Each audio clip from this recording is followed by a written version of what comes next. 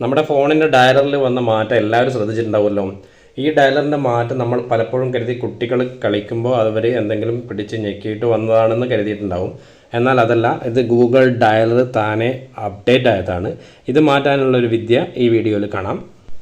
ഇതൊരു വിദ്യയൊന്നുമല്ല, ഇത് അപ്ഡേറ്റ് ഒഴിവാക്കിയാൽ ഇത് നമുക്ക് എന്ത് ചെയ്യാൻ പറ്റും, പഴയ ഡയലർ തിരിച്ചു കൊണ്ടുവരാൻ പറ്റും. അതിനായിട്ട് നമ്മൾ നമ്മുടെ ഫോണിൽ സെറ്റിങ്സിൽ ആപ്പ് എന്നുള്ളത് കാണാം, ആപ്സ് എന്ന് എഴുതിയത് കാണാം. അതിൽ ക്ലിക്ക് ചെയ്യുക. അതിൽ ക്ലിക്ക് ചെയ്ത് കഴിഞ്ഞ് മേലോട്ട് സ്ക്രോൾ ചെയ്യുമ്പോൾ നമ്മൾ കോളർ അല്ലെങ്കിൽ നമ്മളെ ഫോൺ എന്നുള്ളത് കാണാൻ പറ്റും. അതായത് ഒരു ഫോണിൻ്റെ ചിഹ്നമുള്ള ഫോൺ എന്നുള്ളത് കാണുമ്പോൾ അതിൽ ക്ലിക്ക് ചെയ്യാം.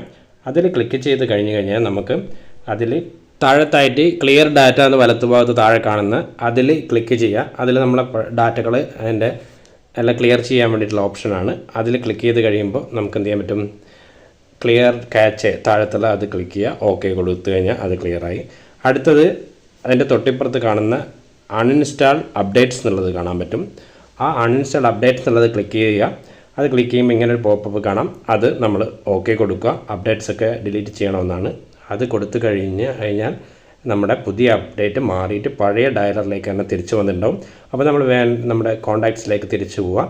കോൺടാക്ട്സ് എടുത്ത് കഴിഞ്ഞ് കഴിഞ്ഞാൽ നിങ്ങൾക്ക് അറിയാം പഴയ ഡയലർ തിരിച്ചു വന്നിട്ടുണ്ടാവും. പഴയ ഡയലർ എങ്ങനെയായിരുന്നോ നമുക്കുണ്ടായിരുന്നത് അതുപോലെ തന്നെ തിരിച്ചു വരും. പുതിയ ഡയലർ കണ്ടപ്പോൾ പിന്നെ പെട്ടെന്നൊന്നും മനസ്സിലാവാത്ത പോലെയുള്ള ആൾക്കാർക്ക് മാറ്റാൻ വേണ്ടിയിട്ടുള്ളതാണ് ഈ ഓപ്ഷൻ.